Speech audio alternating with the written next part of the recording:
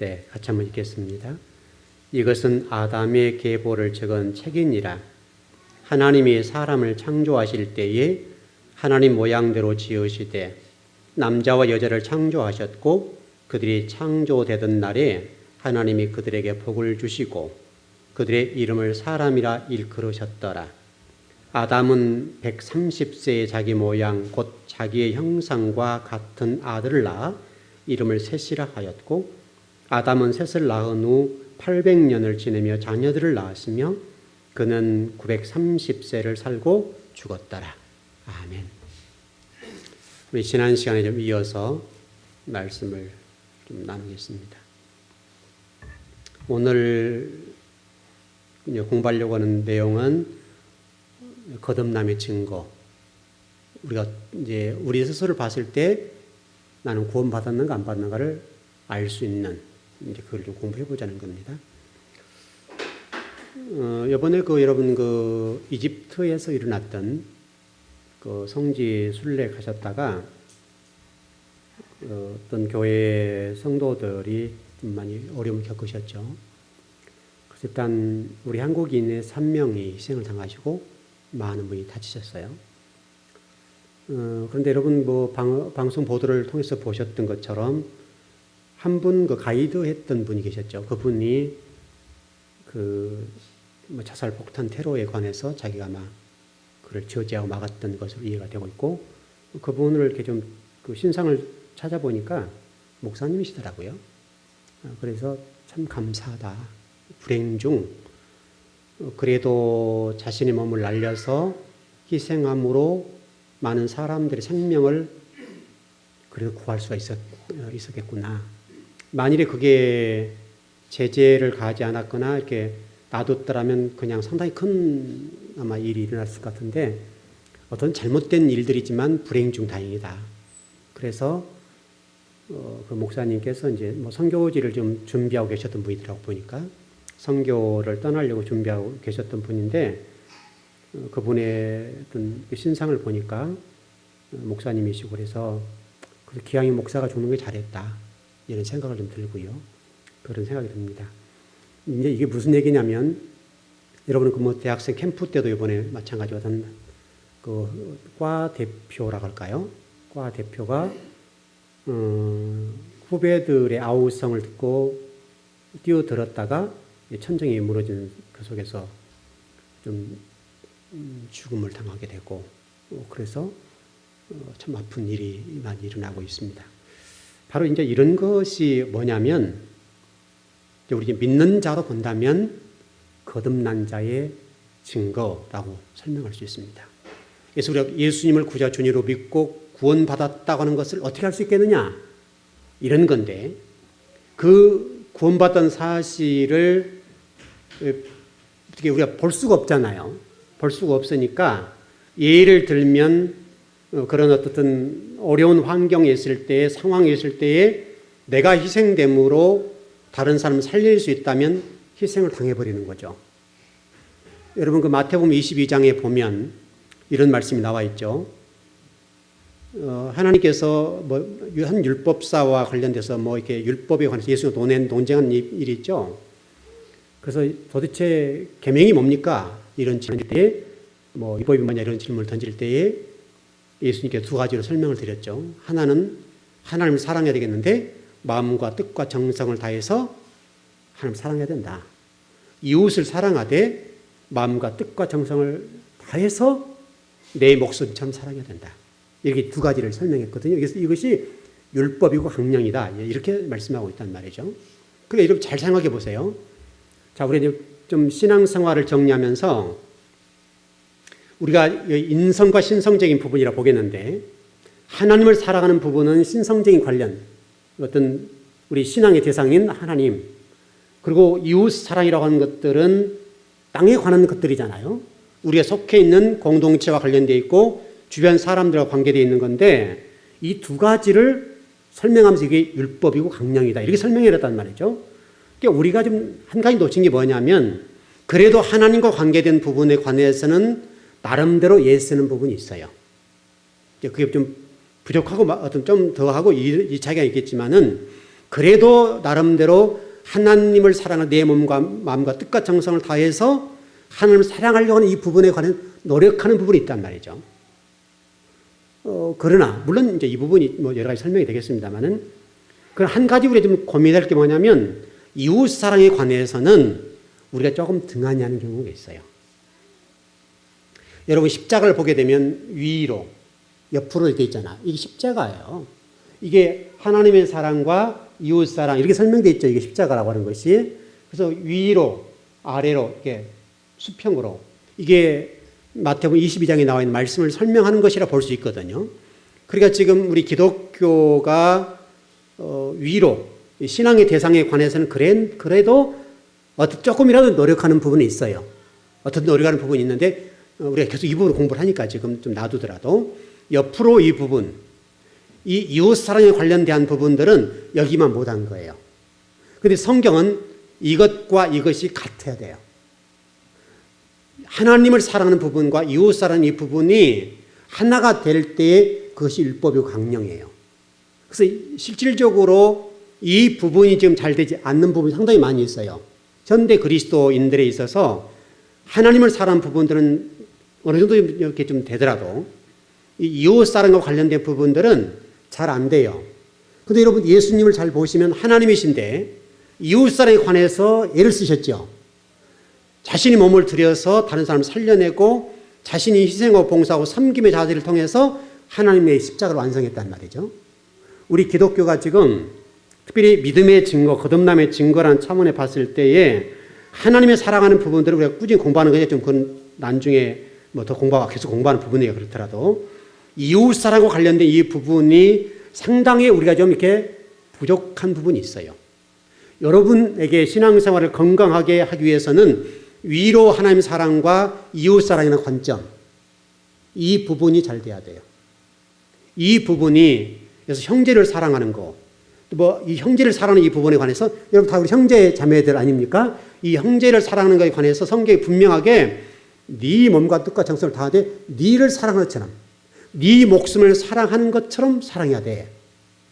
이게 성경의 완성이란 말이에요. 이게 성경의 완성이죠. 근데 우리는 이제 자꾸 이 위쪽만 생각하는 경우가 많아요. 그래 여러분 분명한 사실은 성경이 두 가지를 설명 다 해요. 그래서 하나님을 우리 예수를 가리켜서 신성과 인성 이렇게 설명하잖아요. 하나님이심에도 불구하고 인성적인 측면에 있어서는 우리 사람과 똑같은 성경을 읽고 오셔가지고 똑같은 곤욕을 당하시고 똑같은 어려운 일을 다 겪고 하셨어요. 어려움을 겪으시고 실제로 십자가를 지시고 그 십자가를 지는 동안에 처절한 고통을 겪으셨다고요. 여러분 예수님이 십자가를 지시고 돌아가신 과정들 잘 아시잖아요.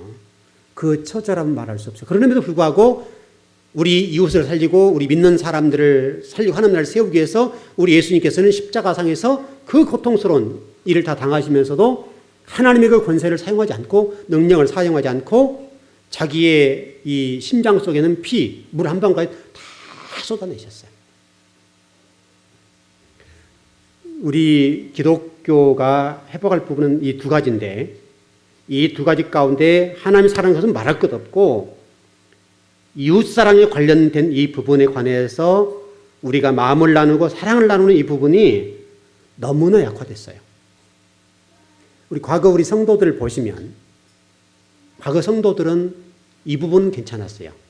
하나님과 관련된 부분은 좀 부족했다 할지라도 이웃사랑에 관련된 부분들은 상당히 좋았어요. 그런데 지금 현대인들은 이제 각박해지고 또 그다음에 뭐라 할까요? 너무나 우리가 바쁘게 돌아가고 이제 개인주의화되고 블록화되었잖아요. 우리의 어떤 가정들이 블록화되어서 요즘은 성도들이 신방하는 것 자체를 좀 싫어해요. 굉장히 싫어하는 지금 세대예요. 그래서 요즘은 이제 목회자가 신방을 가려고 한다면 먼저 이게 서로 조율되지 않으면 못 가게 돼 있어요. 지금은 이게 어렵게 됐단 말이죠. 그만큼 지금 이 시대가 이렇게 각박하게 돌아가는 거예요.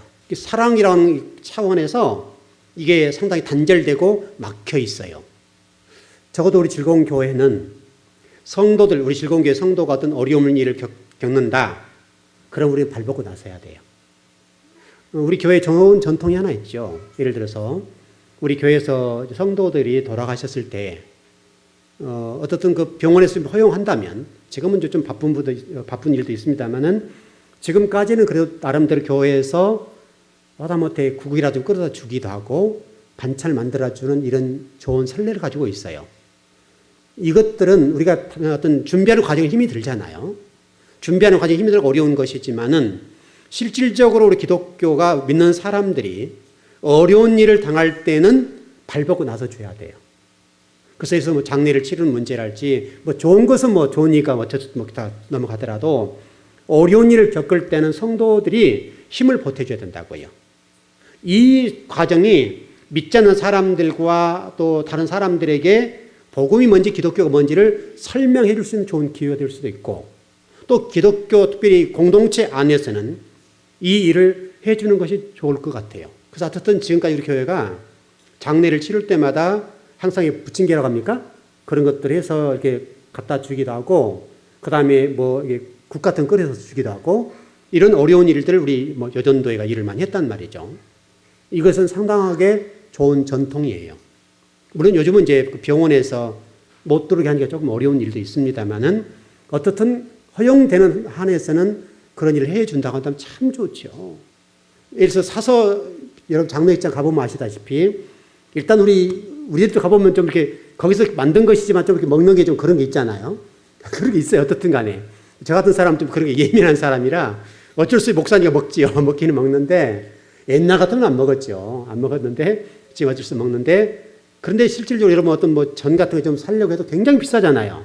근데 비싼데 우리는 사다가 만들어서 하면 싸단 말이죠. 그런 경비적인 측면에서 그렇고, 이것은 이웃사랑이나 예수님의 사랑을 전하는 데 있어서는 상당히 좋은 거예요. 그래서 이런 좀 전통들, 좀 성도들이 어떤 어려운 일을 겪는다. 그러면 우리가 좀 힘을 보태서 도와주면 좋잖아요. 예를 들어서 지금 우리 교회도 오현주 권사님이나 연세집 몇 분이 계시는데, 사실은 이제 제가 목사로서 좀 안타까운 거죠. 권사님 자제분들이 좀 여러 가지 사업적인 부분이 어려움을 겪고 힘드신 과정이 있기 때문에 참 목사로서 좀 안타까운 거예요. 안타까운데, 예를 들면 우리 성도가 좀 이게 어떤 사업이나 직장들을 좀 잘 되어서 좀 금전적으로 여유가 있고 교회 재정이 좀 여유로우면 얼마든지 멋진 일을 할 수 있어요. 그래서 예를 들어서 성도들 간에 집사님 얼마 내놓으시오, 또 장로님 얼마 내놓으시오, 또 목사도 얼마 내놓고, 이렇게 해가지고 예를 들어서 우리 교회가 어떤 일들을 해본다 해요. 그러면 얼마나 큰 일 할 수 있거든요. 여러분, 이 일은 어려운 일이 아니에요. 사실 여러분도 어려운 일 겪으면 또 그렇게 해주면 되니까.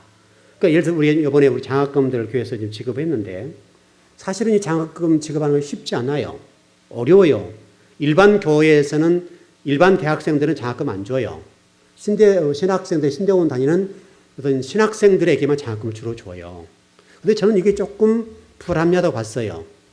물론 신학생들을 키우는 것은 중요하고 좋은 일이지만은 일반 대학을 다니는 학생들도 똑같은 하나님 나라를 건설하는 일꾼을 봐야지, 신학생만 거룩하고 일반 대인을 다니는 사람 거룩하지 않다, 이렇게 보면 안 된다는 논리죠. 제 생각은.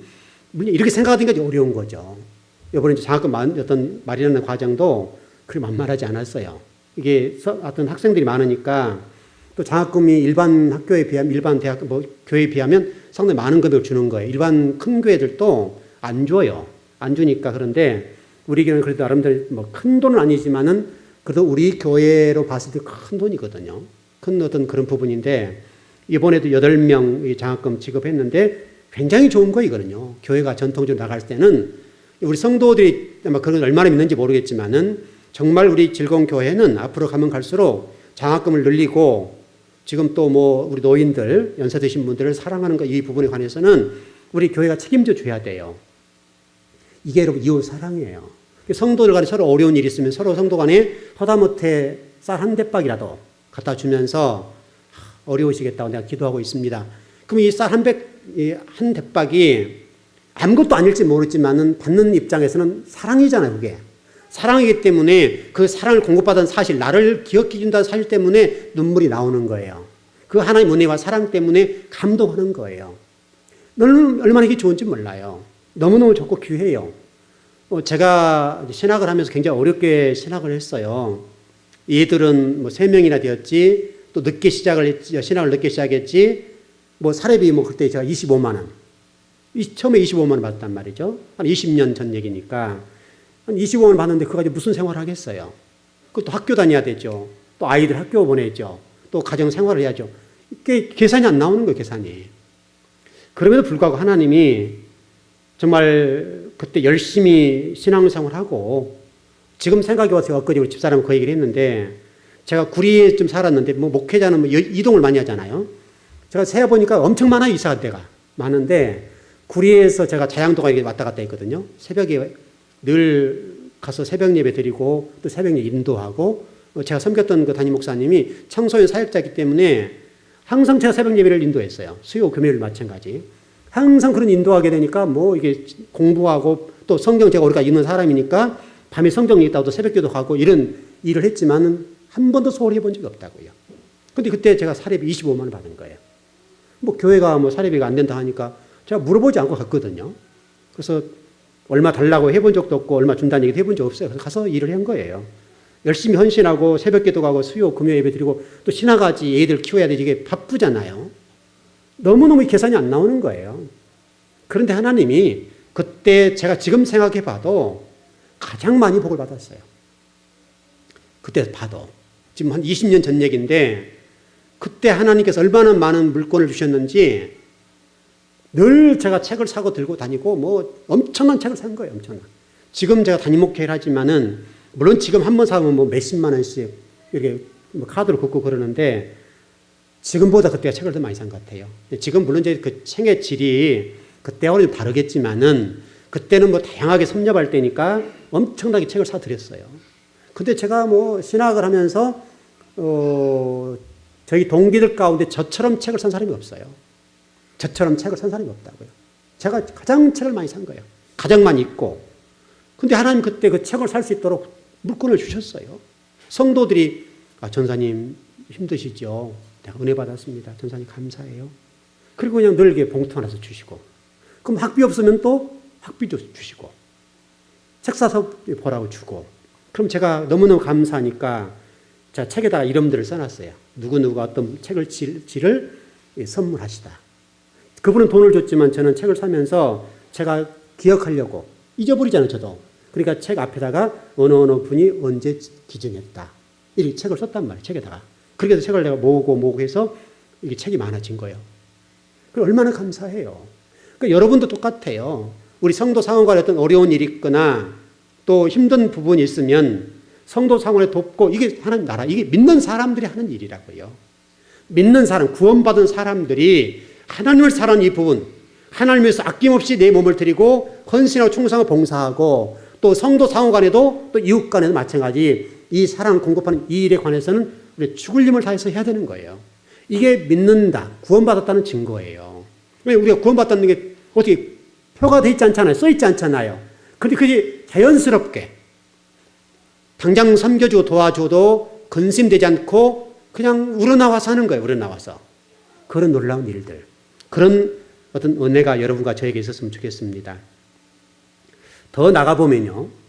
우리 요한복음 요한 1서 5장 4절의 말씀 보게 되면 세상에 승리하는 비결이 믿음이라고 되어 있단 말이죠. 믿음이 있어서 세상 속에 나가서 일할 때 또 세상 속에 뭐 사업을 하든 직장생활을 하든 간에 믿음의 사람으로서 조금도 흔들리지 않고 믿는 자답게 생활하게 되어 있다고요.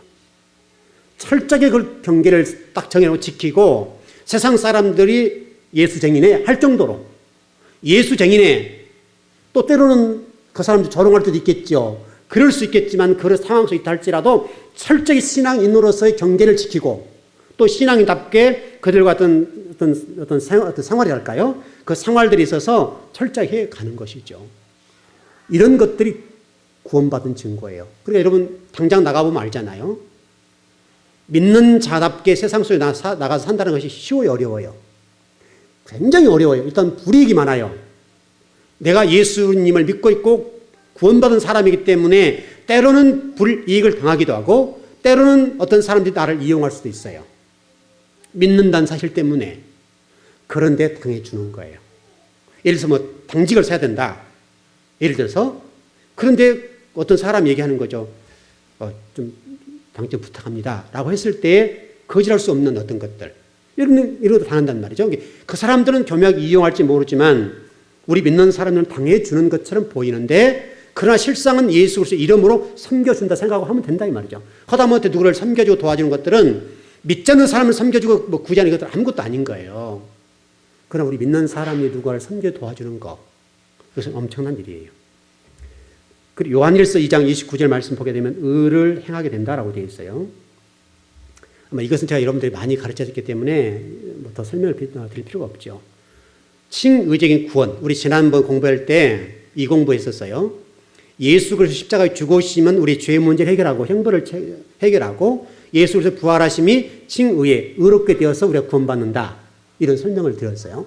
그러니까 저와 여러분이 칭의의 구원 말고 정말 예수 믿는 사람으로서 그 증거자로서의 삶, 나는 예수를 믿고 구원받았다. 그러니 구원받은 자답게 세상 속에 사는 것, 그걸 통해서 의를 드러내는 거예요. 그래서 믿지 않는 사람들이 당신은 예수쟁이네 이 한마디 해주는 거, 그걸 듣는 거죠. 근데 그 소리를 듣는 순간 하나님 뭐라고 말씀하니까 그래 그거야. 네가 그 일을 하면 내가 영광을 받았어. 이게 영광이라는 거예요. 그것이 하나님 기쁨이라는 거예요. 믿지 않는 사람들이 또 믿는 사람들이 얘기할 때 당신은 정말 믿는 사람이네요. 정말 예수쟁이 맞아요. 라고 얘기해 줄 만큼 그 정도로 헌신하고 충성하는 그 삶, 그 삶이 바로 의를 행한다. 구속받은 사람이 증거자로서 삶이에요. 이것은 아주 굉장히 중요한 거예요. 적어도 우리 믿는 사람 이 정도 가버리면 우리 기독교가 세상 속에서 세속 어떤 삶 속에서 아주 굉장한 일들을 할 수 있어요. 또 세상이 이렇게 좀 어렵고 험악하게 되었는데 그 속에서 믿는 사람들이 꽃을 피워 향기를 내면 세상이 훨씬 좋아질 수 있어요. 좋아질 수 있고 어떤 세상이라고 하는 것이 너무너무 좋은 세상으로 바뀔 수가 있어요. 우리가 그걸 해야 돼요. 우리가. 그런 것들이고요. 조금 더 나가보면 의롭게 되는 이 두 가지 방법이 있는데 여러분 로마서 3장의 말씀은 이신득이는 잘 하시죠? 그건 잘 할 거고 이행득이 믿음으로서 칭의의 구원을 받는 것과 이행득이 행함으로써 야고보서 얘기예요. 야고보서에게 어떤 얘기를 들어보면 이런 말씀이잖아요. 행함이 없는 믿음은 죽은 믿음이다. 그래서 여러분 로마서와 야고보서는 하나예요. 이 두 축이에요.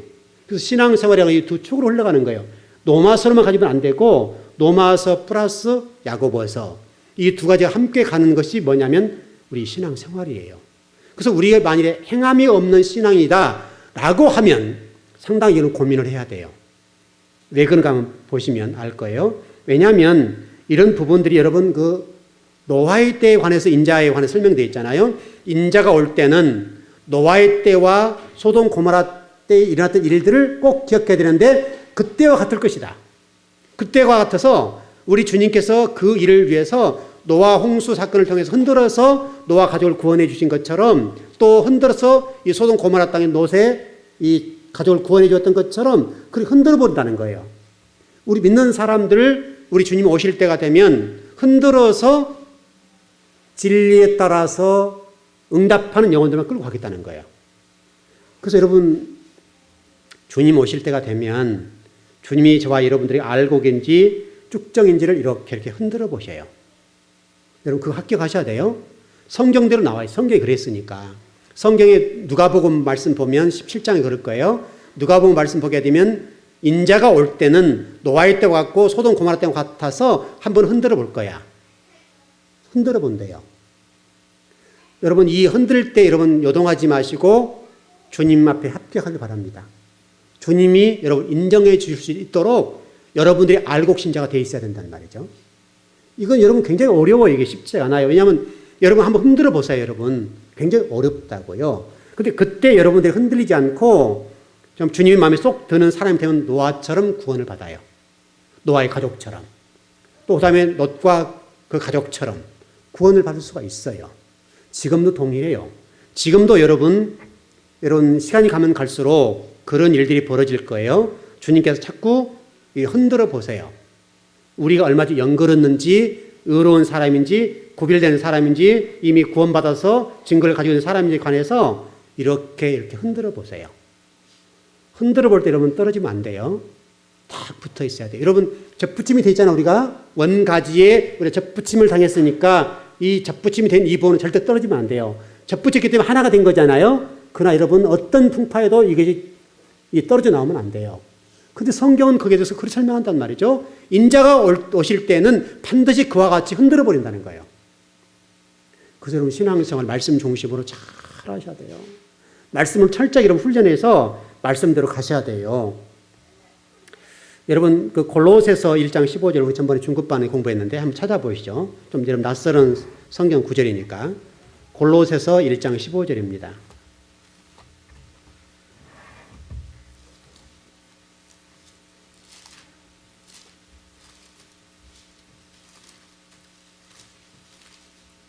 예, 신약 성경 324쪽에 있습니다.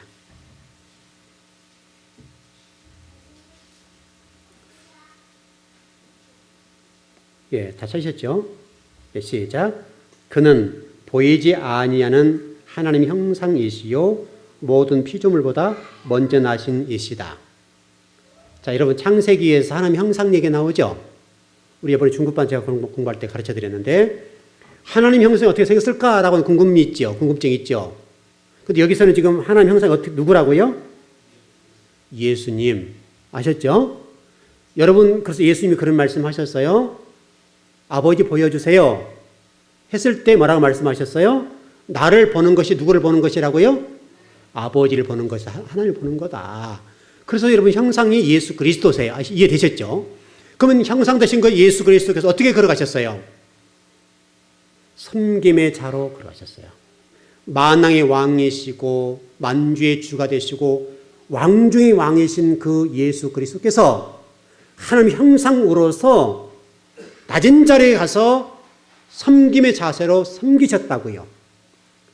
여러분 충분히 누릴 수 있어요. 만왕의 왕이세요. 하나님이세요.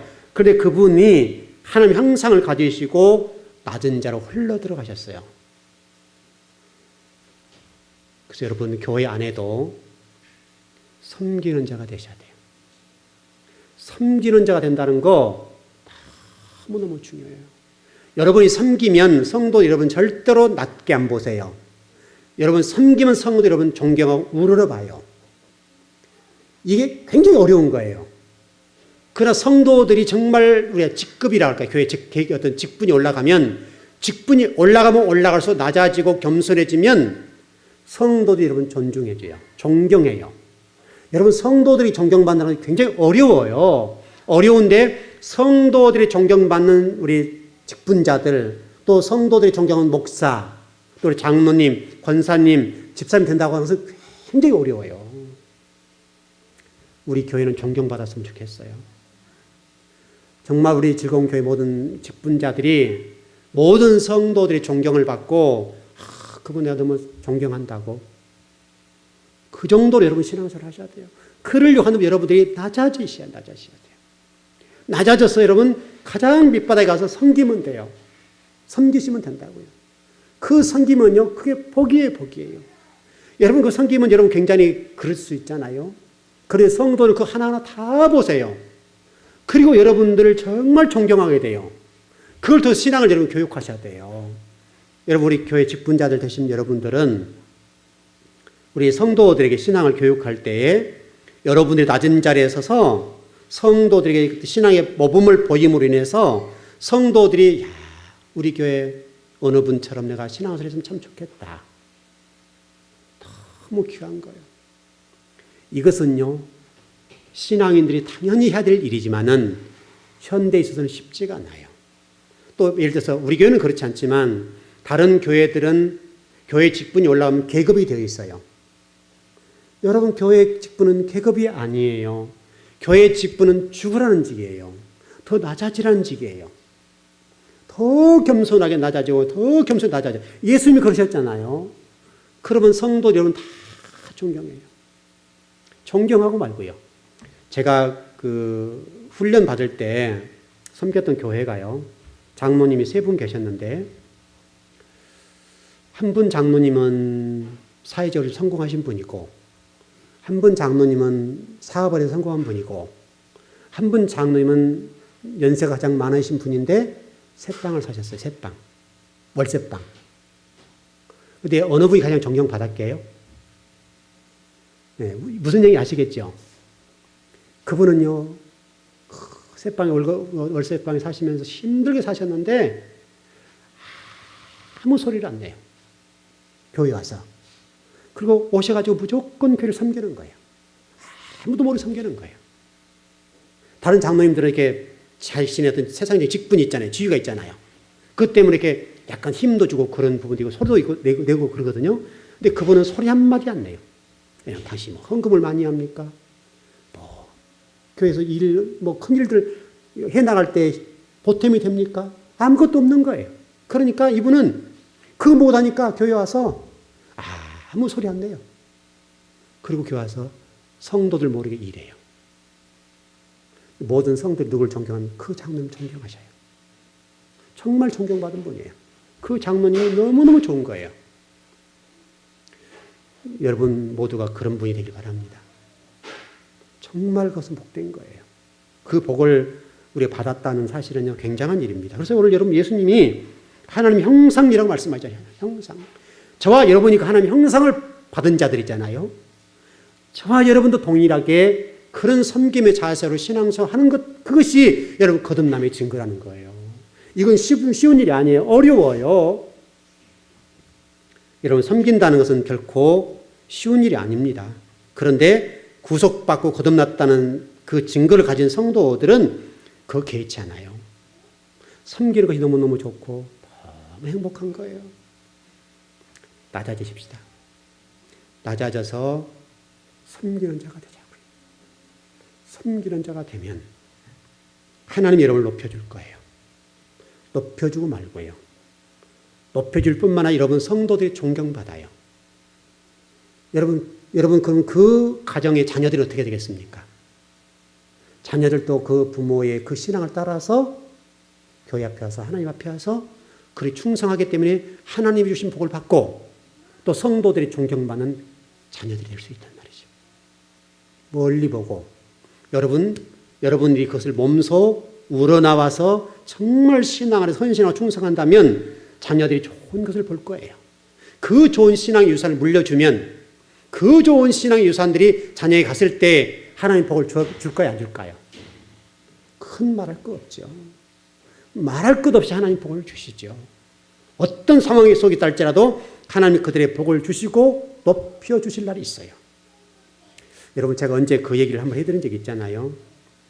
제가 신학을 하기 위해서 평신도로 훈련 받을 때 참 어려움이 많았고 힘든 일이 많았는데 참 젊은 날에 정말 힘들었죠. 20대 후반에 그 일에 들어가서 일을 했는데 얼마나 힘들겠어요. 예배를 제대로 드릴 수 있어요? 못 드려요. 좀 있으면 누가 불러요. 이거 좀 고쳐주세요. 저거 좀 해주세요. 예배 한번 제대로 못 드린다고요. 집사람도 마찬가지예요. 그런 상황을 한 5년, 횟수로 7년을 보냈는데 하나님이 어느 날 저를 높여주시더라고요. 반드시 높여주세요. 그분이 영적으로 껴서 그런지 모르겠는데 어쨌든 그분과 제가 일명식도 없고 처음 우리 교회 그때 섬겼던 교회에 부흥에 오셨다가 저를 지목해서 저를 세워주셨어요. 저는 하나님이 세워주셨다고 생각해요. 저를 세워서 가장 높은 자리에 올려놓으셨어요. 가장 높은 자리. 장로님들도 몇 분 계셨고 또 전사님도 몇 분 계셨고 담임 목사님도 계셨어요. 근데 저를 불러서 대표기도를 시켜서 부흥회를 안수할 때 저로 하여금 어떤 기도를 시키더라고요. 근데 하나님 그때 놀랍게 막 일을 하시는 거예요. 여러분 아마 그 상황이 녹음이 됐는지 모르겠지만 저도 제가 제 혀를 마음대로 못했어요. 그런데 그 과정 속에 놀랍게 하나님 말씀하시는데 놀라운 일이 일어난 거죠. 그리고 하나님이 저를 한 번에 가장 밑바닥에서 딱 올려놓으시고 제가 신학을 시작한 거예요. 그때. 여러분 지금 낮아지고 섬기는 일들이 혹시 거기에 다른 성도들이 보기에는 낮아지게 본다 할지 모르지만 그것이 여러분을 높이는 길이에요. 그게 높이는 길이에요. 그것이 구원받은 사람들의 증거예요.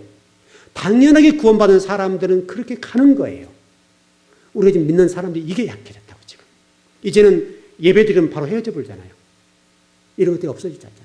할 것처럼 성도 상관에 떡을 나누거나 이게 콩도 반쪽 나눠 먹고 그랬잖아요. 옛날에 그러면 시골 교회를 보십시오. 성도들 상관에 또 주의 종을 섬기는 일에 있어서 얼마나 잘한지 몰라요. 지금도 지금 뭐 장모님 같은 데 제가 뭐 보면 그 담임 목사님을 위해서 먼저 모든 일을 하면 가장 좋은 거 골라놔요. 그래서 제가 목사니까 말 못하잖아요. 다 골라놨다. 이건 목사님 드려야 된다고 갖다 드려요. 참 잘하신다 싶어요. 또 성도들도 나눠 먹고 너무너무 좋은 거예요. 여러분 정말 우리 즐거운 교회 안에 이런 사랑의 온기가 따뜻했으면 좋겠습니다. 정말이에요. 어려운 성도를 보면 아낌없이 사랑해주고 섬겨주고 또 물질적 어려움을 겪는 성도들이 계시다고 한다면 또 섬겨주고 여러분 이게 교회 아닌가요? 내가 또 어려움을 당하면 하나님 또 어떤 일들을 통해서 일하실 것이고 내가 항상 좋으려는 법 없잖아요. 그렇게 해서 이런 어떤 거듭남의 증거를 가진다면 참 좋지 않겠는가. 여러분 빌립보서 2장 이하 6절 8절 이하 보면 우리 주님께서 비하하셨다 그러잖아요. 신학적인 용어는 비하.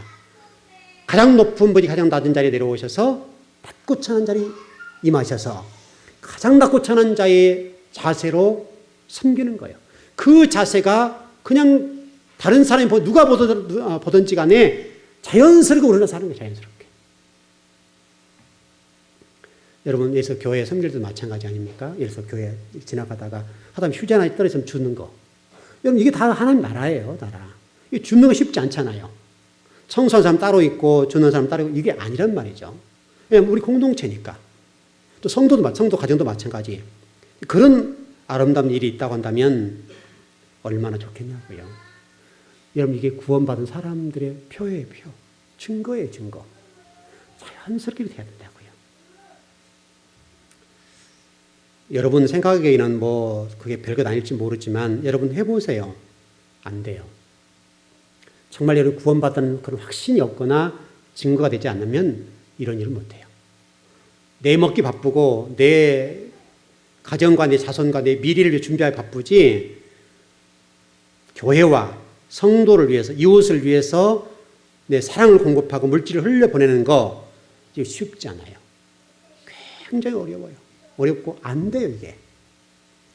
여러분의 사랑들이 담아져서 성도 상관에 이런 놀라운 은혜가 있었으면 좋겠습니다. 여러분 제가 처음에 여기 교회 개척하고 여러분들 아시다시피 여러분이 교육적인 측면에서 좀 성도들 가운데 어려움을 겪거나 또 1년 동안 수고했던 분들은 명절 때만 제가 선물해드렸죠. 여러분 기억하시죠? 성도들 상당히 많이 드렸죠. 다는 못 해드렸죠. 왜냐하면 다 할 수가 없잖아요. 다 할 수가 없으니까 정말 좀 어려움을 겪거나 꼭 도와야 될 분들 또 교회를 애썼던 분들에 관해서는 제가 꼭 선물해드렸어요. 지금은 또 그게 잘 안 되고 저도 쉽지가 않고 그래서 못 해드린 경우도 있고 그러는데 어떻든 뭐 제가 구정 때나 이런 명절 때 들어오면 저 혼자 먹지는 않아요. 다 나눠드리기도 하고 또 그렇게 해요. 왜냐하면 그래야 되지 않겠습니까? 이제 그렇게 하는 거고 여러분 정말 우리 교회가 정말 믿는 자들로서 구원받은 백성으로서 그런 증거들이 드러나서 이 사랑의 손길들이 끊이지 않았으면 좋겠어요. 여러분 그것이 여러분 구제하라 선교하라 그거 다 그런 내용들 아닙니까? 그때 하나님 어떻게 하세요?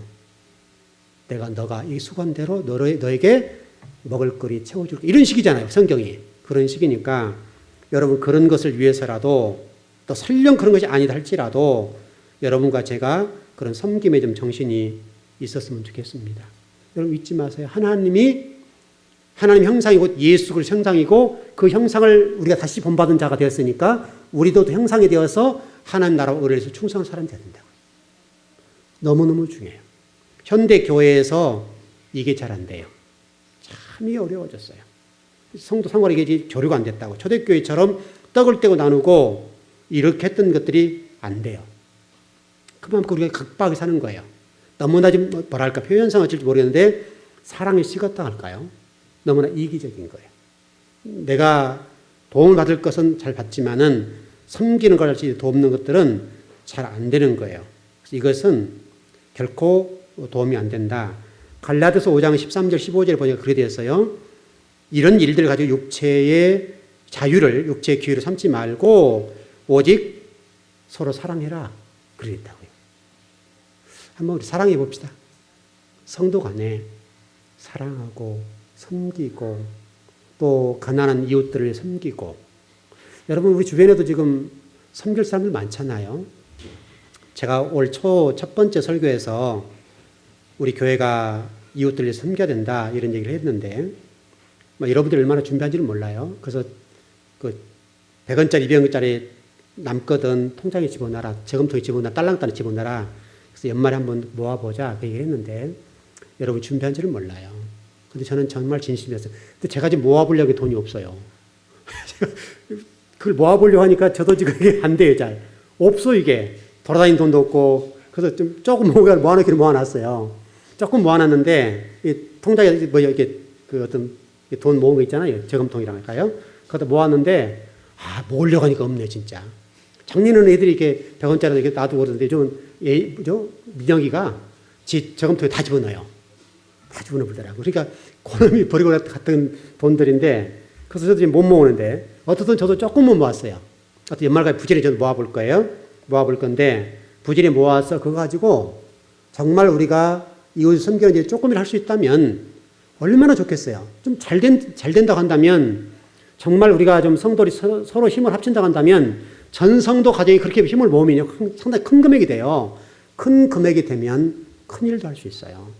그래서 교회가 재정이 좀 같이 합쳐지고 하면 얼마든지 멋진 일을 하세요. 사업장도 열 수가 있고 또 우리 지금 성도들까지 어려운 가정이 있는데 그런 가정들 위해서 교회가 만일에 어떤 빌라 한 채만 사놔도 우리 오 권사님 월세 낼 필요는 없잖아요.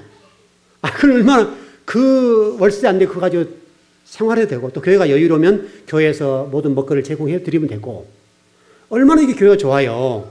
그러니까 우리 이런 일 좀 하자는 거예요. 여러분도 나이가 들어서 힘 없을 때 교회가 그래 도움이 될 거 아니에요. 여러분도 혜택을 받는 거니까 한번 해보자 이런 얘기인데 근데도 지금 저를 못 믿는 것 같아요. 그래 장학 공부하자 해도 나 때까지 혜택이 올까 이 생각하는 것 같아요. 혜택 가요. 제가 한번 시작하면 이게 넣는 사람입니까? 저는 죽어도 하는 사람이잖아요. 제가 못 먹어도 해요. 제가 못 먹어도 하는 사람이 할 거니까 그런 염려 안 했으면 좋겠어요. 목사님 저렇게 하다가 나 때는 딱 끊어버리고 안 하면 어떡해. 이런 생각이 있을 수 있겠는데 그렇지 않아요. 가면 갈수록 앞으로 장학금 올라갈 거예요. 지금은 훨씬 올라갈 거예요. 그래서 앞으로 우리 교회 목표는 전액 장학금이에요.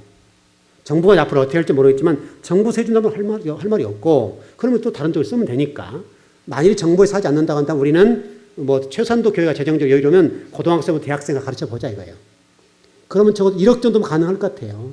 1억만 가지면 장학금으로 충분할 수 있어요.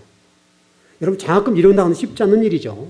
그런데 교회 재정으로 어떤 1억 정도 나간다면 괜찮단 말이죠. 그럼 우리 대학생들 여유롭게 우리 교회가 책임져 주면 여러분 자녀들에 관해서 걱정하지 않아도 되잖아요. 실제로 고등학교, 대학교도 돈 많이 들어가지 않습니까? 그때 여러분 자녀들이 돈 들어가지 않고 교회가 책임져 주면 여러분 그 일, 그거 가지고 이제 뭐 배불려야 된다 이런 얘기 아니잖아요. 그럼 여러분도 은혜에 감사하니까 하나님 나라에서 물질을 들여서 그거 가지고 또 하나님 나라 공동체를 또 세워가고 이렇게 하자는 거예요. 근데 아직까지는 우리 성도들이 저를 다 못 믿는 것 같아요. 어떻든 그래요. 그러나 거기서는 갈 거예요. 올해도 우리 장학금 하는데 상당히 좀 고민은 해요. 상당히 여러 가지 고민이 되고 그렇지만 어떻든 그래도 간다. 한 번 시작한 것은 끝을 봐야 되니까 간다. 금액 올리면 올릴지 줄이지 않을 거란 말이죠. 어떤 분들 그랬어요. 목사님 힘드니까 금액 좀 줄여요. 어떤 교회 보니까 훨씬 작던데 큰 교회도. 그래서 저는 아무 말 안 했어요. 올려야 된다 생각했어요. 올리기는 한 번 올려가면 되지만은 줄이면 올리기 힘들어요.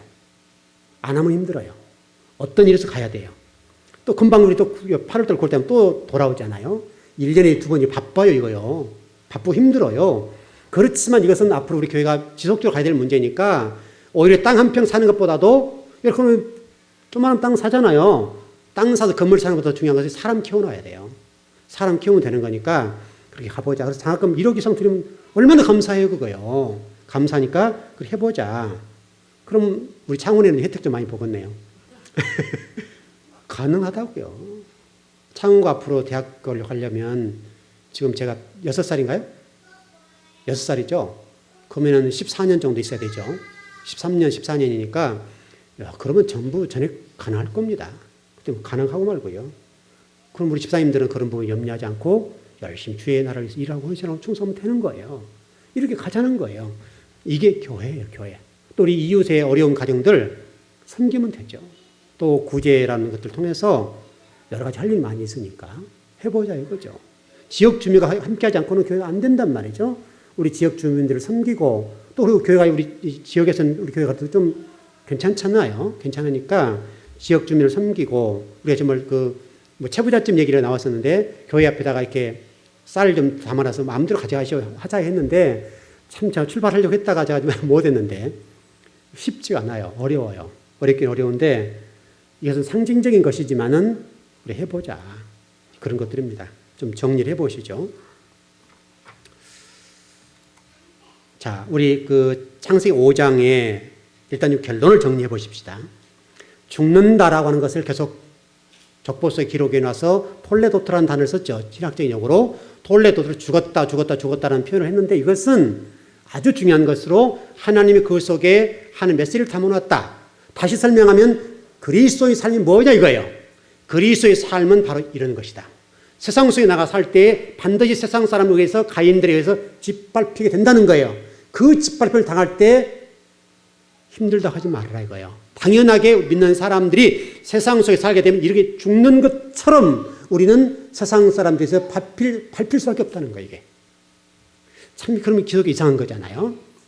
세상 속에 가서 그래 세상 사람 밟아야 되겠는데 성경은 뭐라고 설명하냐면 너희들이 밟혀야 돼. 그게 신앙생활이야. 그걸 창세기 5장에서 설명해 놨어요. 여러분 혹시라도 믿는다는 사실 때문에 억울한 일을 겪고 또 힘든 일을 겪잖아요. 그럴 수 있어요. 저도 그런 일 많이 겪어봤어요. 억울하고 정말 분이 날 만큼 힘들 일들이 많았어요. 그러나 일단 목사이기 때문에 참아야 되는 것이고 또 그리스도인이기 때문에 그렇고 성경을 알기 때문에 참는 거예요. 참아지는 거예요. 왜 그걸 못 해보겠어요? 할 수 있죠.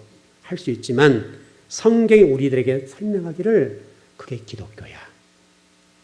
네가 짓밟힘을 당함으로 이 일을 통해서 하나님의 심판의 근거를 만들어 놓으라 이거예요. 하나님의 심판의 근거. 이해되셨습니까? 하나님이 심판할 수 있는 근거를 우리를 통해 만들기를 원하시는 하나님 모습을 보고 여러분들이 이 죽었다라고 창세기 5장에서 설명하고 있는 이 부분에 관한 핵심 메시지 그걸 잊지 않고 여러분 세상 속에 가서 낮아지시고 더 낮아지십시오. 짓밟히십시오. 그래서 주의 나라를 세우십시오. 아마도 주님께서 여러분의 그런 모습을 통해서 기뻐하실 줄 믿습니다. 자, 우리 기도하십시다.